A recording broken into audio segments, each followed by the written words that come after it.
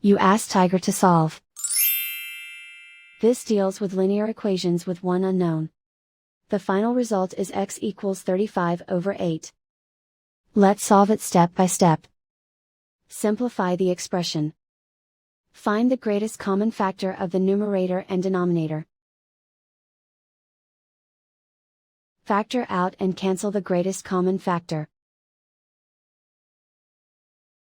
Isolate the x. Multiply both sides by inverse fraction 5/4. Group like terms. Multiply the coefficients. Simplify the fraction. Multiply the fractions. Simplify the arithmetic.